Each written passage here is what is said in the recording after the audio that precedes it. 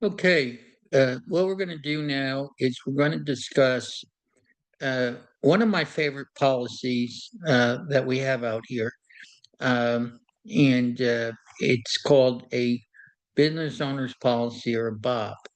And the the BOP has been called uh, the somewhat equivalent of a homeowner's policy in that it covers your business personal property. It covers liability. Uh, you, of course, on a homeowner's policy, you have loss of use, additional living expense.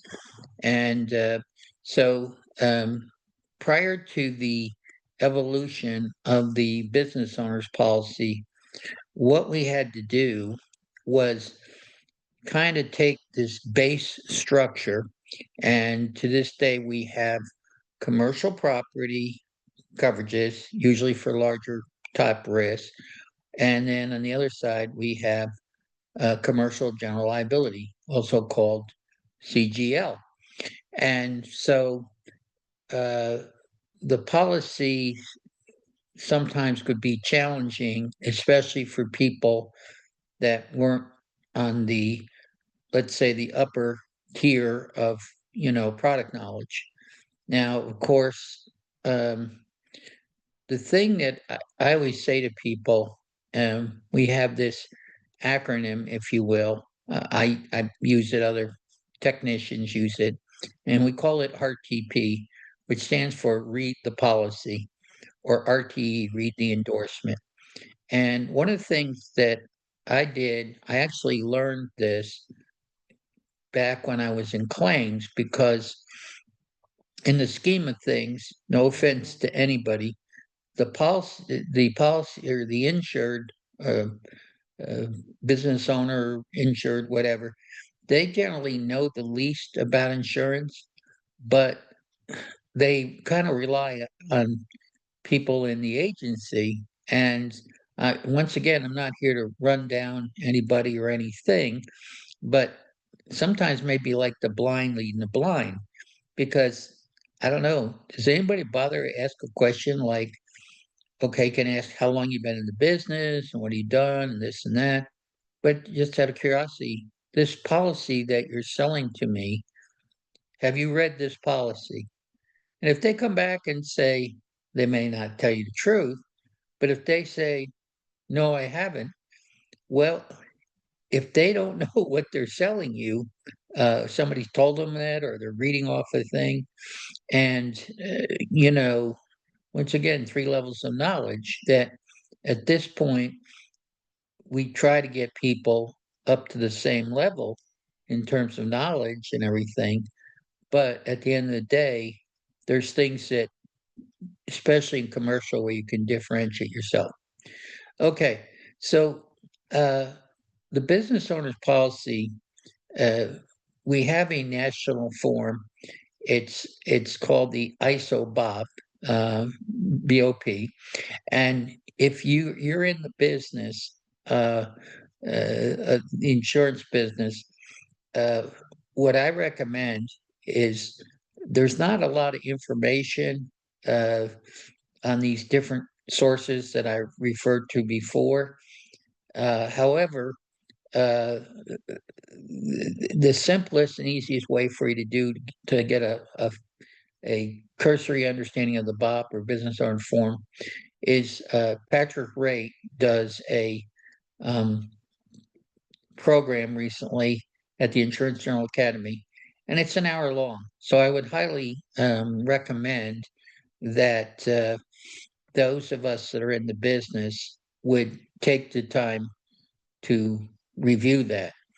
Now, here's we're going to talk a little bit, not just about the ISO BOP, the Business Owners National Form, but most of these carriers um, customize them to some extent, and there's differences. And let me use one, because one of my favorite endorsements, it's optional, but my feeling is everybody needs to have this one. And it's called the, hired and non-owned auto uh, coverage. Very inexpensive. a couple $100 maybe. And quite honestly, if you were one of my clients and I was offering you hard on auto, and you said no, I'm not interested in it. Um, Quite honestly, where I am, because it's not in your best interest, I would basically decline to have you or write your insurance, and maybe some other agent would. Um, but I want to drill down into the QSR space, the restaurant, and here's where things get a little dicey. Um, and I'm just going to name names. We do a lot of business with Berkshire Hathaway Guard. Um, that's historically our main carrier, independent carrier that we use in states like, I don't know, North Carolina, Florida, California, of course, Texas. You've got states, and I'm not here to endorse any one carrier over another. But in the restaurant space, there's a limited group of folks that are involved with that. And it really depends on, what carrier is writing what. So you might have one carrier that's writing what we call quick service restaurants. And maybe there's an issue or a concern related to the hired non-owned auto. Or in some cases, if you have like deep fat frying, they got a concern about fire. So we're going to, talk about a couple of these endorsements first, and then we'll go into the policy itself. All right. So the higher down on auto, on the ISO BOP form, the BP 0404, or its California equivalent, number escapes me right now. Basically, what I like about the Berkshire Hathaway, particularly when I'm dealing with pizza places, whether they deliver or not, is they don't X out delivery. Now, there's other companies, I'm talking on my top of my head, and let's say Hartford. And Hartford says, no, we won't write the hired known auto on that type of risk. Well, if I have to go out on a delivery thing and get insurance for that standalone policy, it's going to cost thousands of dollars, like the domino type of coverage. Okay. But the, from my standpoint, when I really like it for the rest of the pizza places in particular, because they're going to say they're not going to restrict it. Now, I used to work with farmers from 1986 to 2025, and their restaurant program that they've evolved into, they originally didn't have where it is now, but it does give you higher non-auto. However, it X's out delivery. So if I have a delivery exposure, I got to go and buy something for thousands of dollars that I could get from Guard, and be a few $100. Now I don't know if Guard always do that, because most companies don't want anything to do with the delivery. In the quick service restaurant, some will say we don't want anything to do with it. Travelers, for example, they're really more into the fine dining, um, maybe down into casual kind of thing. And there's several carriers that are kind of like, top three or four. Travelers is out there. You might see farmers floating around. They've been in and out because for a while they had a moratorium. They were losing money, so they weren't writing any new restaurants. And they've reopened, but they're only doing certain things and whatever. So whatever they're doing, because carriers do come in and out. Hartford will ride them.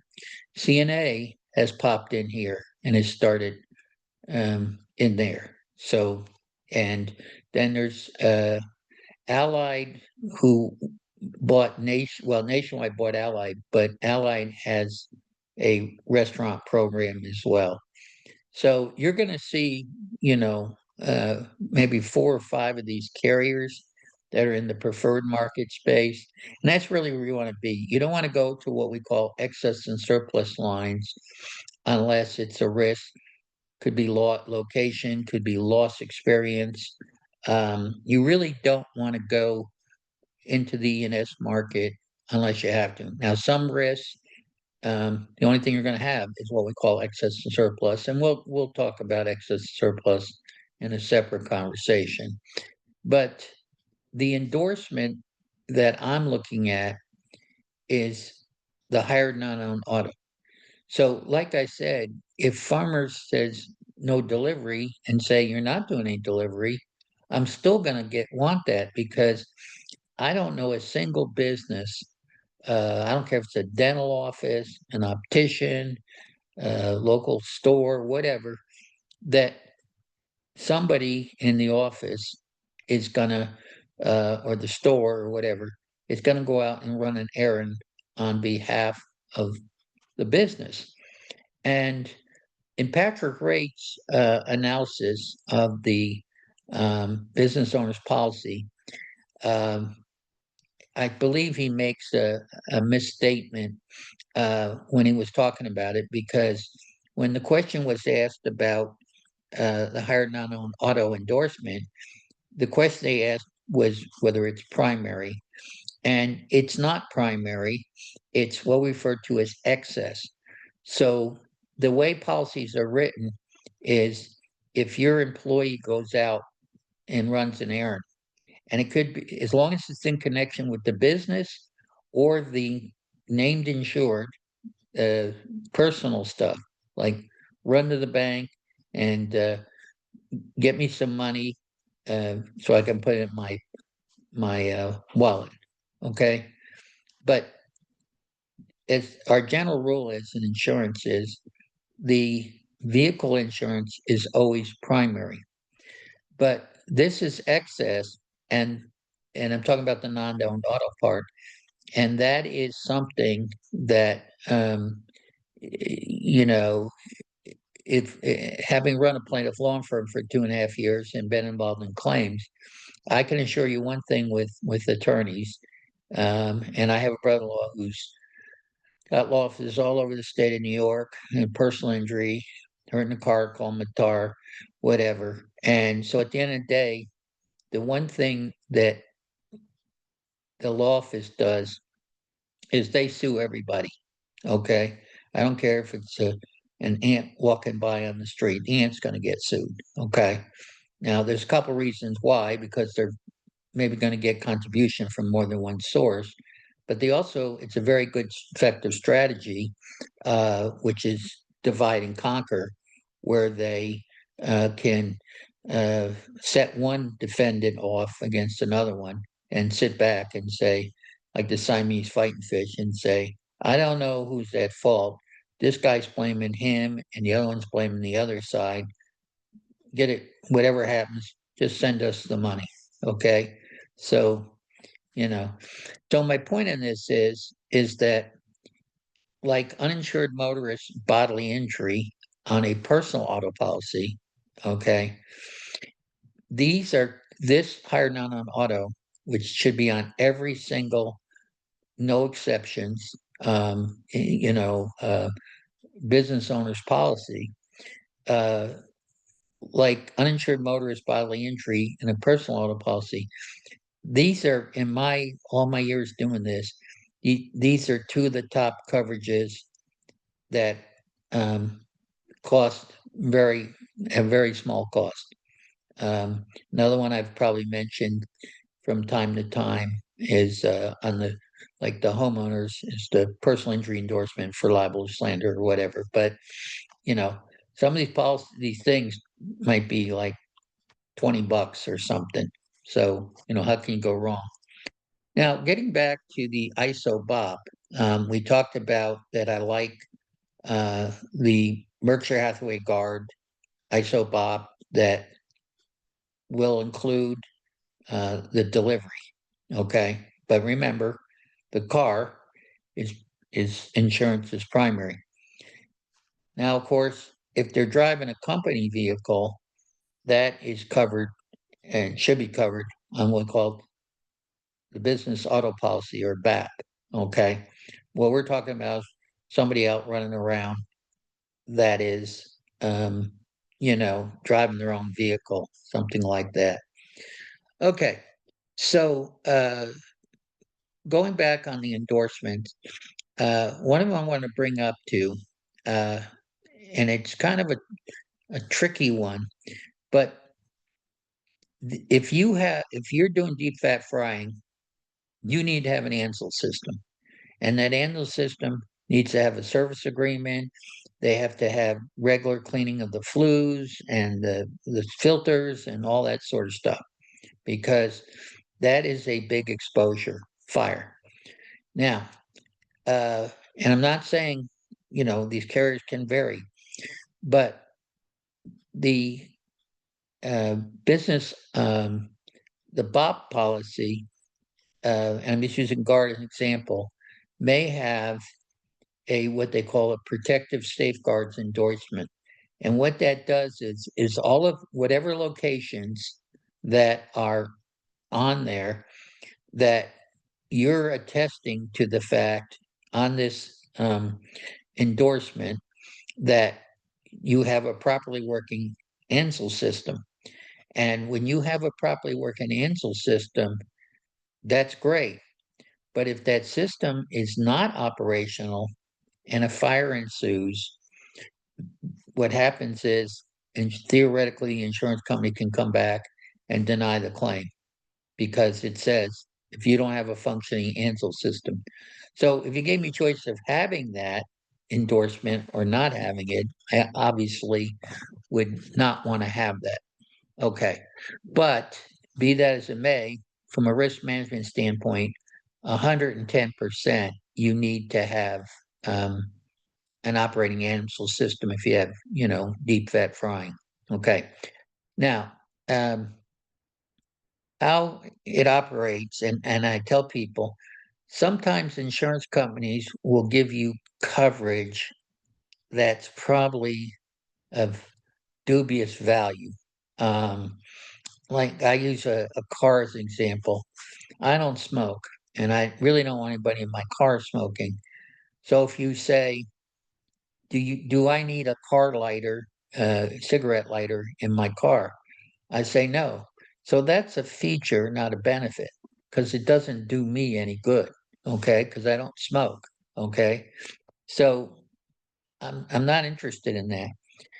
But here's where you come in. Remember, I said earlier that they're going to add you, they're going to kind of customize it. If you're a contractor, you'll have certain coverages like employees, tools, and equipment, or something related to mobile equipment, or anything that we may be particular to, let's say, the trades. Now, in the case of a restaurant, you're going to have uh, certain things. Well, actually, the BOP policy, the ISO BOP in and of itself, Insurance Service Organization BOP, will have packed in all these different coverages, and they say, okay, whether you're an office or a restaurant or whatever, I don't know, valuable records and papers, or accounts receivable, or maybe sign coverage. But here's where you have to pay attention to these endorsements. It's good that you have the coverage, but a lot of times they're limited, and one size doesn't fit all. So something's better than nothing. Now, here's the ones that kind of concern me when I'm looking at them. You're going to have things in a restaurant like contamination shutdown or loss of business income, uh, utility services interruption. You've got these different things, employee dishonesty, money theft, unserved. So, but when you look at it, how much coverage do they give you? Food spoilage, equipment breakdown, AC or your refrigeration equipment or something like that. But you're going to see that they're probably going to give you a nominal amount of coverage, $5,000 or $10,000. So you need to pay attention uh, to those coverages and adjust them accordingly. Because let me give you an example. Uh, in the homeowners, the most common cause of loss to the home is water damage. And water damage, we've had a homeowner's claim of $250,000 due to water damage. Sudden accidental water, an installation of a water purifier that leaked and everything, and did damage to a multi-million-dollar house, floors, you name it, whatever. Okay, so what would I look at if they're giving me $5,000? And sometimes this is a combined amount for the damage and for any potential loss of business income. So you have to RTP, read the policy, or read RT, read the endorsement. So when you look at that, you say, okay, my place is all tile floors. Maybe water would do some damage to maybe furniture or something of that nature. Okay, so whatever. But if I've got a place and I've got nice flooring or carpeting or things of that nature, $5,000 ain't going to do it. So if you got the place where they just take a mop at the end of the day and mop around some space, that's fine. But you also have to consider uh, the stuff that if water comes on it can do serious damage. So that's one thing we look at. The other thing we look at is money and securities on or off premises. Generally, it's $5,000 on or $5,000 off.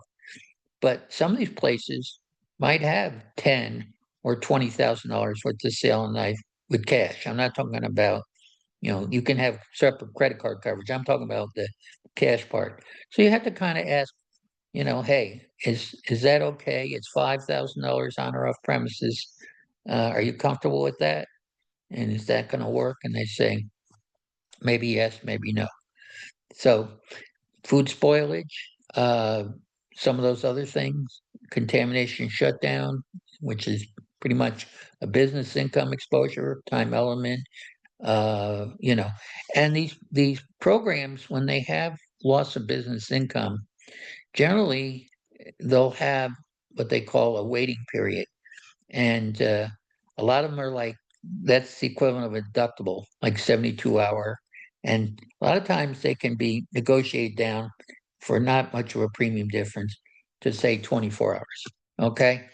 Um, Extra expense will usually have a dollar cap on it as opposed to business income, which usually has on a BOP as the actual loss sustained without a co-insurance exposure. That's more advanced discussion about, outside of BOP. So they've got that coverage in there. And then normally the extra expense, first dollar.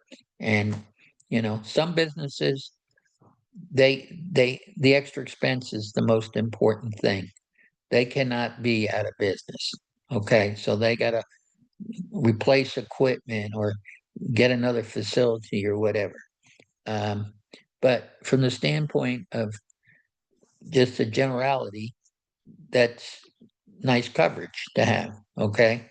And then on the signs, outdoor equipment or signs, it also depends. If you got people with a pretty elaborate signage, and you should be able to figure that out because when you go in to see the people or see a picture of, you've got Google now, whatever, if you see a detached sign or really expensive sign, you can endorse that, and a lot of times it's not going to be all that much in premium. Now, outdoor property generally is covered with the acronym we use is FLAIR, which is fire, lightning, aircraft, riot, and I guess explosion, I think is the E part. So when you're looking at that, um, you have to, if somebody has a substantial amount of outdoor equipment exposure, you need to look at that. Now, turning to just some generalities on the property side, uh, when you're making an evaluation, uh, one of the things, when I was with farmers, they have a program called the University of Farmers, and actually, it people should watch it. I think it's okay. And so I think it's of value.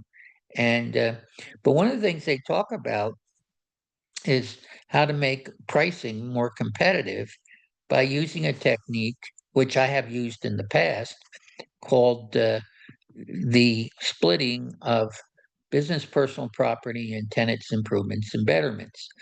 Now, that can be a little tricky, and I'll explain to you why. And some of this has to do with the lease and who owns what. But let me explain to you how that operates. In certain states, the building rate, because if you got something permanently installed and you cannot remove it, then the guy's not coming in to rob, uh, you know, your wall. They're coming in to take the cash register or something over there that they can, take. So anything that's, I used to write printers, and when you have these huge printing press that take up half a floor, the only way you're going to be able to take that out, you're going to have to create a hole in the building and bring a crane. So I would use a building rig. The problem is, in this pertains to Texas, is that their building rate is higher than their contents rate. So you're actually better off writing the business personal property combined with the tenants improvement betterment under the BPP. Okay. But like out in California, in spite of the wildfires and all the other stuff going on out there, uh, their property rate, maybe because they don't have the hail and all the other stuff we have to deal with here in Texas, they it's advantageous to do that. But you can quote it both ways. Um, Now, by definition, and this is I'm a technical guy, claims management, reading policies. If you actually read in the discussion about business personal, or excuse me, tenants improvement and betterments, they do say on there that it's stuff that you install at your expense or you've acquired it, and it's not, you cannot legally remove it. So, what I'm suggesting is that you need to make sure if you're going into a new space and your space is this is all new and you're putting it in and finish it out, and hopefully while you're doing that you've got yourself a builder's risk um, policy. US Assure we use quite a bit. Zurich, they're very good. Mary Stiglick over there.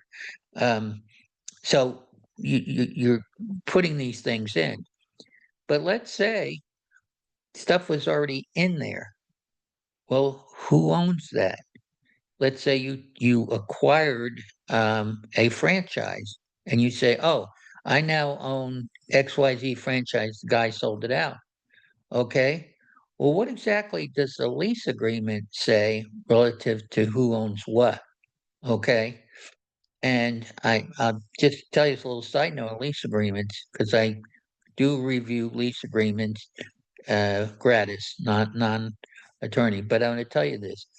Lease agreements generally say one of three things. They either say, when you put it in, it's yours, and when you leave, it's yours. Or they say, when you put it in, it's yours, but it's ours when you leave. Okay. Meaning the landlord. And then the third one is, when you put it in, it's yours. However, we decide when you leave whether it's yours to take out or it's uh, become ours. Okay. And actually, the last one is usually the one that's most common. I'll discuss that in evaluating lease agreements. So the point is, who owns what, you know? And then you get into, it used to be called fire legal liability, and they evolved it into what they call tenants legal liability. And what that is if there's things that are in your care, custody, or control, very famous phrase in my business, uh, that if it belongs to the landlord you are going to be subject to a responsibility, a legal responsibility relative to damages that are caused to that. Okay, so how do you determine your legal responsibility on what property? Well, one of the little things that I actually uh, developed or lobbied and petitioned about actually with farmers was we had a thing called BTO, which is not the old band, my age, Bachman Turner Overdrive. It's actually um, building tenant obligation. And I call it air conditioner on the roof coverage. Because one of the things the landlord wants to do, and this can get thorny for them, especially because they're going to have bigger policies. Okay, so if you're writing a strip center or something like that, you've got to have, a certain percentage of occupancy. We understand that. We also understand that the type of occupancies, in other words, you can't be having, I don't know, an explosive shop or, something that's an ineligible occupancy. Um, but if it's, your normal center and you've got your normal, um, businesses in there, the landlord on their insurance may not want to be picking up all the improvement and betterments because most of those forms are what we call co-insurance. And co-insurance is you have to pay attention to that. You don't really have to do that with BOPs because BOPs are more what we call insurance to value. And then you can do what they call, agreed amount or, kind of waive out the co-insurance, but we're a little bit beyond the scope of the BOP policy. So when you look at these things and everything else, and you're making an evaluation, you say, okay, uh, I got to know who owns what. Uh, any commercial adjuster that's worth her salt, whether it's a liability claim or a property claim, the way you can tell that they know their stuff is the very first thing that adjuster is going to ask for. He or she is going to ask for a copy of the lease agreement. Okay. And now just one put a little side note on the lease agreement. Insurance policies and lease agreements or contracts are kind of like members of the same family, but they're not the same people. Okay. So whatever you're agreeing to in your construction contract, we'll talk about that in a separate thing, or you're agreeing to in your lease, does not mean that the insurance company's agreeing to it. And these contracts we're talking about, and contracts can be good, uh, but you need to think about it from this perspective. I'm very old school, so my attitude was whether there's a contract or not, if I'm the one that's responsible for it, the accident that occurred or the property or whatever, then that's my responsibility to pay. Okay. But what I don't care for on policies like lease, and I don't care for on construction contracts. And there's laws, what we call anti-indemnification laws on construction contracts, and hopefully some will spill into the lease world. But I don't like their contracts of adhesion and their aleatory contracts. And what that means is aleatory adhesion means take it or leave it. And aleatory means one party's in a superior position to the other. The landlord, as a general rule, or the general contractor, um, they're always going to be in a superior position. So there will be things that their lawyers do where they basically throw everything in the kitchen sink down to the tenant. And since we primarily deal with tenants, we do write occasional what they call LROs, um, but we're dealing with restaurants for 40 years, and and of course, contractors, when we do tradespeople, especially people, they're pretty much away from premises exposure. So lease is not as much of a factor. Okay. So I'd actually make the case that based on my background, I'm not a lawyer. I'm not here to give legal advice or whatever, but I always say I can look at the lease agreement as if I was going to handle the claim, and that's pretty powerful. And at the same time, you can avoid some of this because if you have a really good attorney who's involved in evaluating the lease, and if I'm working hand in glove with that person, then we can normally say, hey, look, they've got this in here. We need to take this out. Okay. Because they will throw a lot of stuff in exculpatory agreements, hold 'em harmless, indemnification, and then this whole property stuff. So, so you have to be really, really careful about all this. Now, some other tips relative to writing a BOP policy. You have to make sure that the whoever you have as the named insured, we call it the first named insured. This is very important. You have to make sure that that name is correct. You can find that, of course, on their incorporation documents and whatever. And excluding California, that's not a very friendly state when it comes to LLCs. I do like limited liability companies. They're especially good in real estate, and but it does depend on the state that you're in. Um, and of course, you can be a corporation, and then I actually have separate entities. We're small little nobody nothing, but I have a, a C corp with a subchapter S designation, which there is no such thing as an S corp. It's a tax election. In fact, you can be an LLC. It defaults to partnership rules, but at the end of the day, you can file and so that you're taxed as an S corporation. And all corporations start off as C, and whether they can, be a subchapter S for tax reasons. But once again, if somebody says, I'm an S corp, they're only talking in context of tax. It's not legal. Okay. There is no legal entity, to my knowledge, that is called an S corporation. Tax, yes. Legal, no. Okay.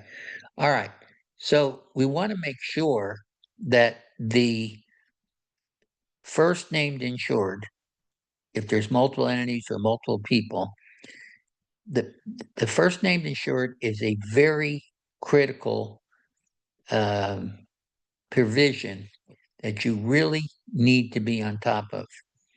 So when you go to write that business, and I tell people when they say, I'll give you an example. We write over the years, we've written a few wing stops. Wingstop, and somebody say it's a DBA. No, it's not a DBA, okay, because you file a DBA, okay? But at the end of the day, it is a TA, trading as, okay? Because WRI, Wingstop, whatever international, is the franchisor, okay? And then you'll have Love Those Wings LLC or Lemon Wings LLC or Atomic Wings. I'm just naming names out of here.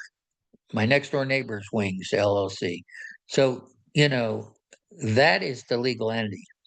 And if you are an LLC, you're going to have what they call a managing member. Okay. And what you have to do is the entity is the insured. And if they're named first, as a matter of fact, my rule of thumb is I don't see any reason why you would ever put a person's name on there because the whole purpose, I'm a huge fan of legal structuring. My standing joke with lawyers is um, I get along great with them as long as they're not looking for me. Okay. Now, with lawyers, you want to figure out somebody who's reasonable, and there's no such thing as a cheap lawyer. 3, 6, $800 an hour, whatever they're dealing with. But at the end of the day, and some of it's just highway robbery. But be that as it may, you want to use the lawyer at the very beginning on your legal structuring. Have somebody that's reasonable and knows what they're doing. Heck, even some of the stuff you can do online. Like I met, what's his name? Robert, the guy that was OJ's lawyer that founded LegalZoom and on a cruise. But uh, you can do that, and there's nothing wrong with doing that. The 150 or $200 filing fees, whatever. But if you have a lawyer that you have a relationship with, I actually use two lawyers. One for estate planning, who's also a tax attorney, and I'm actually registered as an IRS in the old days, registered taxpayer. I don't do taxes, but I do understand ins and outs of taxes. Okay, and I have that one that's sort of my estate planning attorney and everything else. Then I have another attorney for related to the real estate and maybe setting up certain legal documents and whatever. He's more of an entrepreneurial attorney, but he's good at what he does, and the other one's good at what he does. So you know, uh, you don't have to be patched in. In fact, if I had an employment practices liability claim, um, I'd be dealing with uh, if the insurance company had certain people and they're charging a certain rate and they specialize in that area, I'd actually feel more comfortable with that than just getting some attorney off the street, some buddy of mine or something like that. Because that EPLI, I had a separate discussion on that, especially in California, is extremely dangerous. Top of my list of fear at night. And if I'm afraid, I'm not even the restaurant owner. So if I'm scared, uh, you need to be scared as well. And so, anyway, um, the lawyer is very important at the beginning. And then, of course, at the very end, if there's a lawsuit, you got to file an answer. If you don't, you'll get they'll find against you, you know.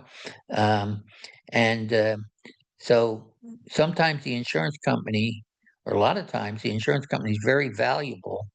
Some areas of risk management, like employee practices, underutilized service that insurance companies offer, and uh, the people, I guess, refuse to, put their head in the sand and won't use it.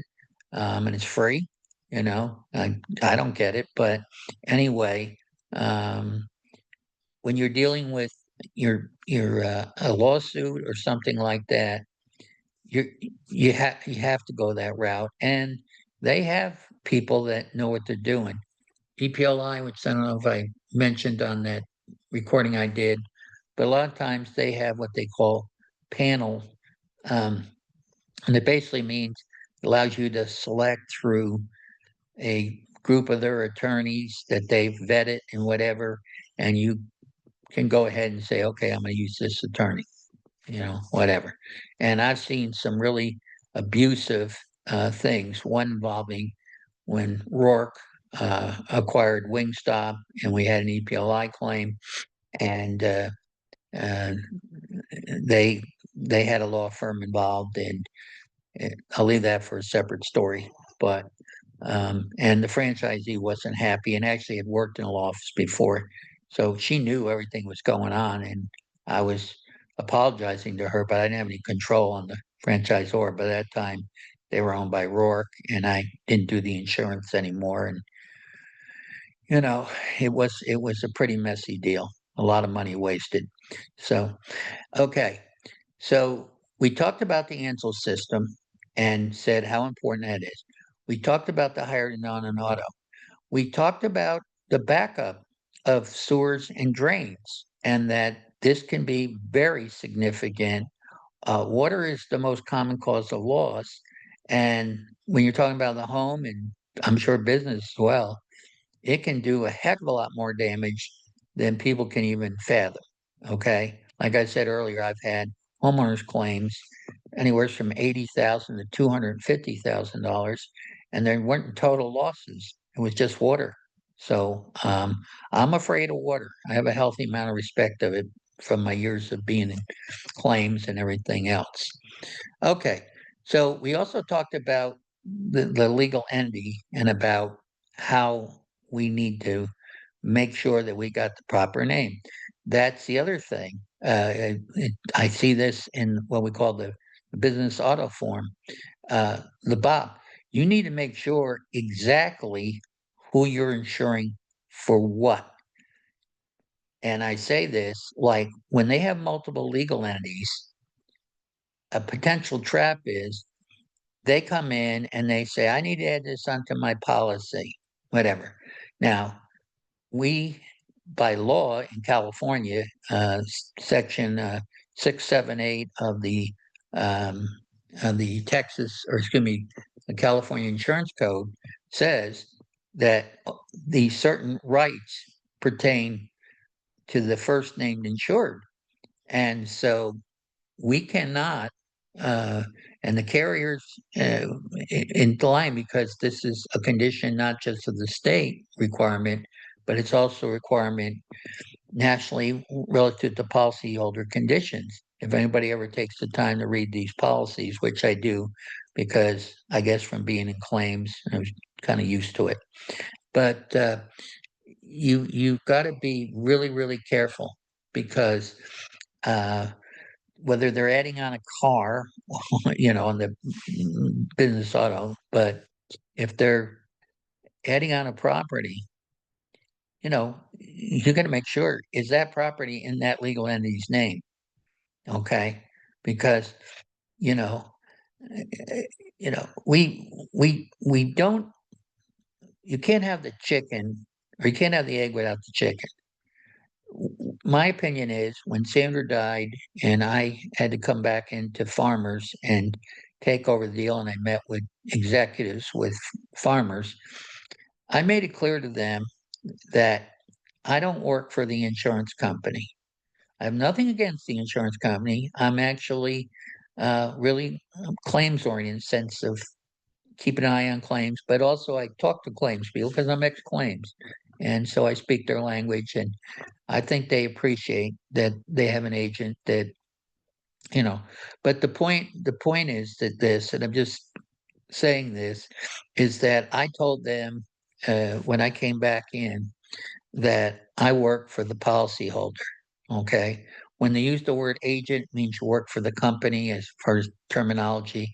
Broker means you work for the insured, the business owner, whatever. So we kind of have a broker mindset, and uh, that was what I was trying to tell them. So we're always going to do what's in the client's best interest, and from time to time, I might have a client that maybe isn't. Let's just say we're recommending certain things and they're not necessarily um, in agreement with us. Uh, there are some cases called a line in the sand. If they're wanting us to do something and it's not in their best interest, we're not going to do it. But the trap you can get into, and I'm just saying this to whoever, whatever, you need to get everything in writing from the first named insured. If they want to take off coverage, they want to change coverage, they want to add something on there, like a location or whatever, you need to get every bit of information. In fact, my thing is, I'm very old school. The key to, I think, writing a commercial account is the more you know, the better it's going to be in terms of making sure that they're getting, the best situation. So I want to emphasize that uh, In the BOP policy, the ISO BOP, it does come with a package of certain coverages. There is an endorsement, top of my head, I think it's um, 99, uh, uh, BP 99 or BP 90, and it says restaurant and it adds in there. There's also some other coverages that will be added on. Uh, I'm not as up to speed with cyber. If I have cyber relative to, I don't know, restaurants, you're talking about the point of service systems, the payment card industry, that sort of thing. You're normally not going to get involved with, I don't know, ransomware, which is the most, I believe, the most common um, deal as far as cyber type exposure. Um, but at the end of the day, the nice thing is they'll give you some $50,000, let's say, worth of coverage, and cyber is like a combination of first and third party because they may be doing something to you which impacts you, but if it's third party information that's involved, somebody may do notifications or this and that and whatever. So, but maybe I'll have a separate discussion about cyber. Employment practices, the endorsement, this is another point, okay? And I probably did this the other thing. I'm gonna name names on this, okay? And take it for what it's worth. Anybody, only thing worse than beating dead horse and putting a saddle on it. I've said this over and over again. We all know there's three sources: a management liability policy that covers, the fiduciary or D&O, and then combines it in with hopefully with separate limits because you don't want to blow it out with one and not have coverage for the other. And your EPLI. Restaurants, without exception, um, really need to have the coverage that is also includes third party coverage.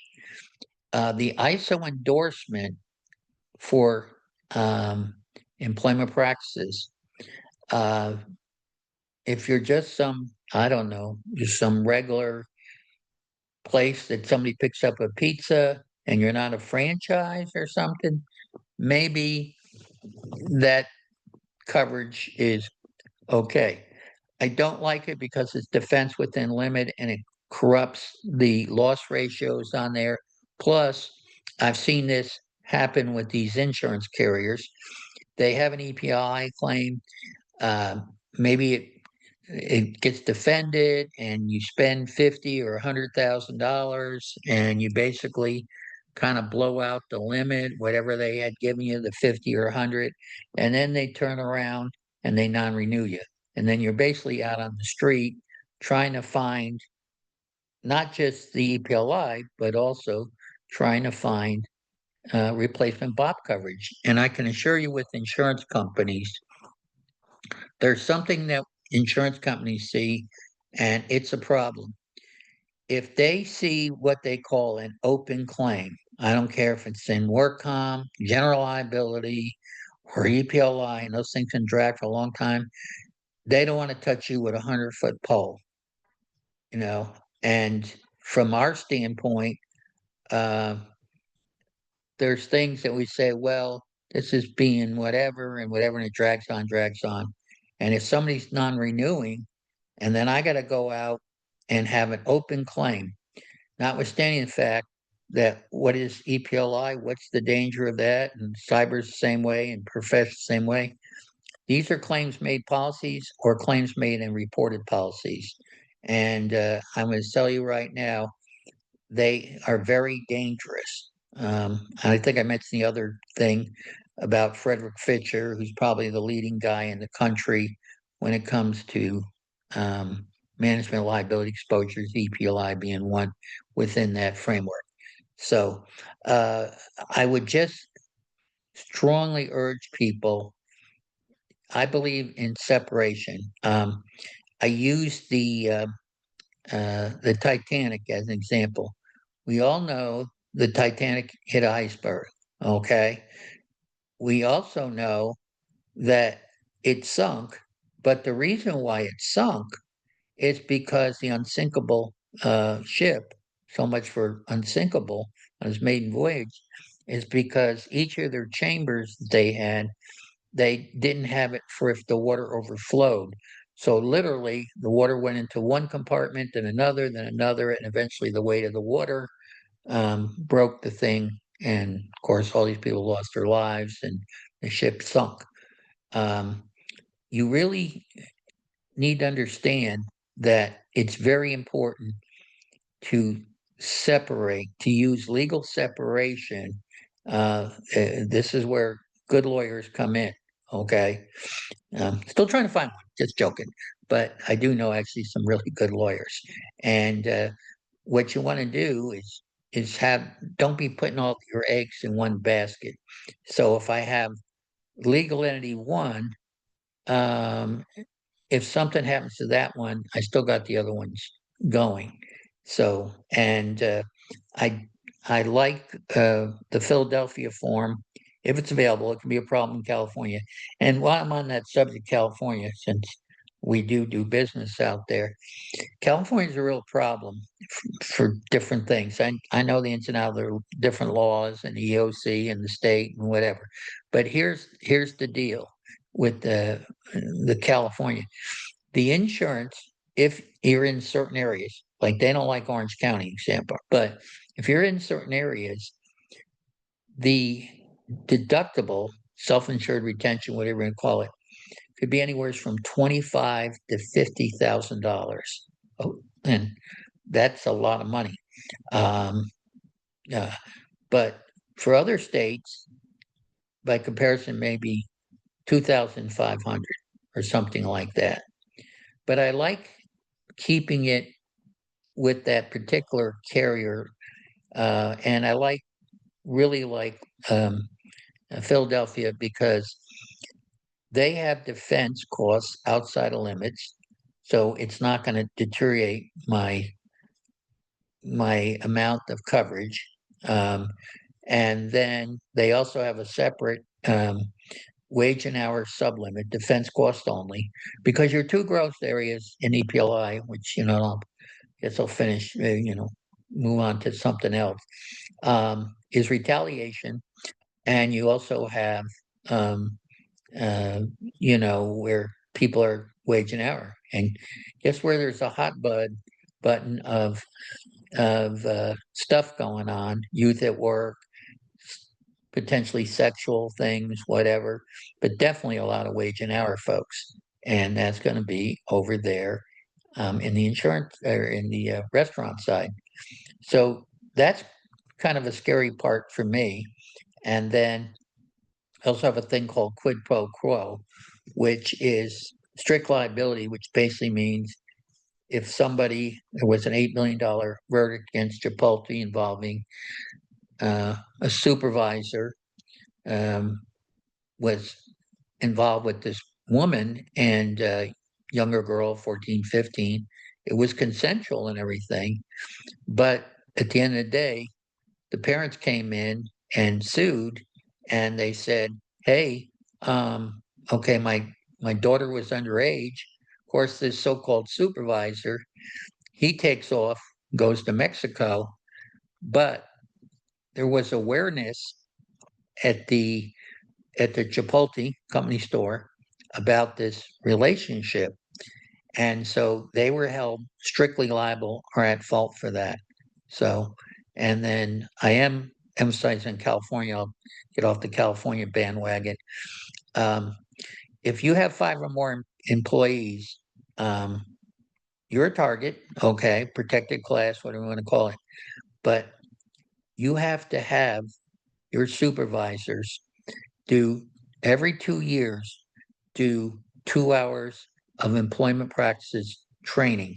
You can do it online. There's free services um, galore, but you really can't be lazy about this because you can get hit with fines. And if you don't, if they get if it gets a sniff in the air that you're dispassionate or don't want to pay any attention to this thing, It's not going to stop you.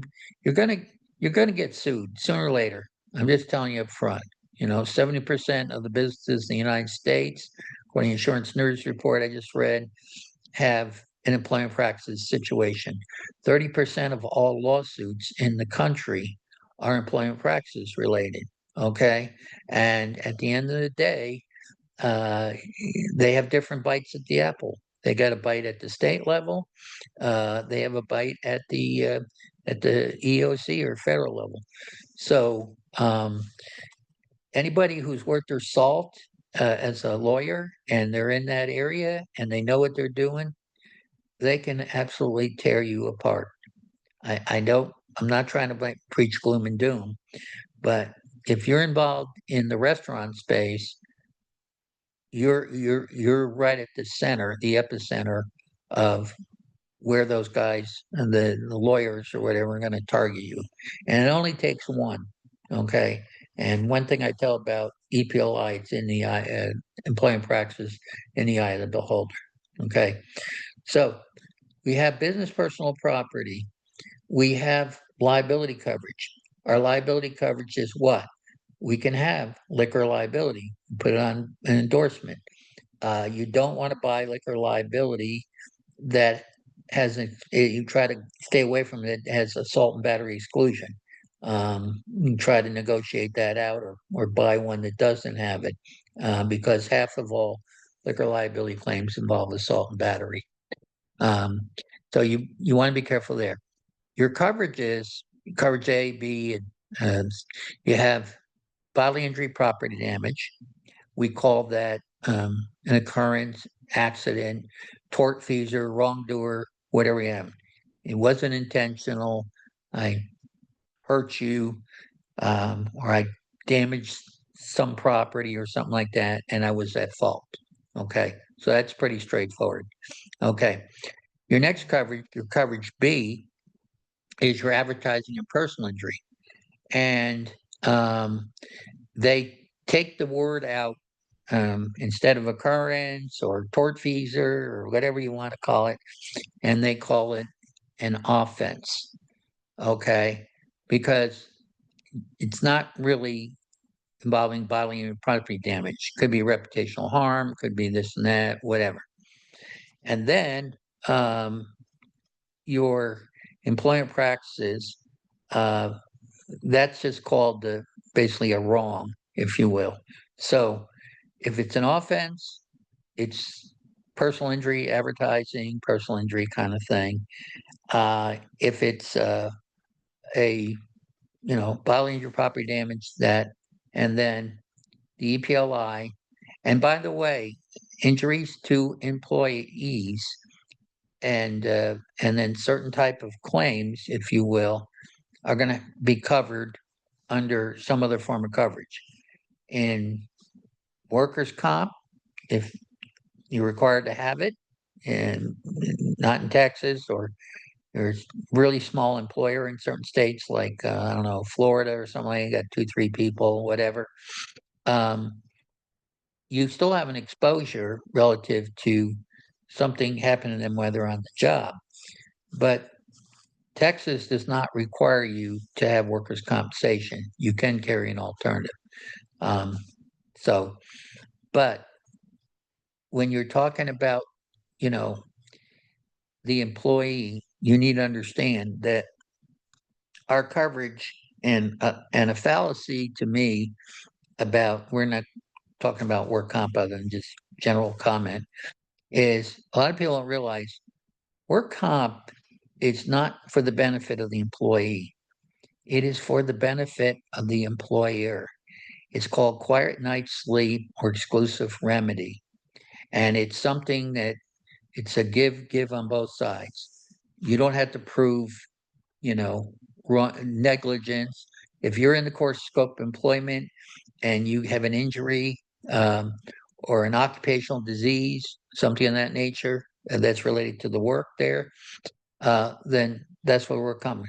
And having handled a gazillion claims in all these different areas, um, very rarely does the work comp claim get turned down. You have to have anything where they did something to themselves intentionally, or they were, I don't know, drunk on the job or on drugs, or they were involved with horseplay. And once again, um, you you're essentially a statutory assignment of benefits, and you know, so do we advocate work comp? Absolutely, but one thing you will find, I'm again getting off center here, that um, the rates vary. I'm just using Texas. You might have a dollar per 100 rate on a restaurant type risk, and you're $7 per 100 of payroll over in California. And of course, other professions can be pretty expensive, roofers and whatever. So, okay.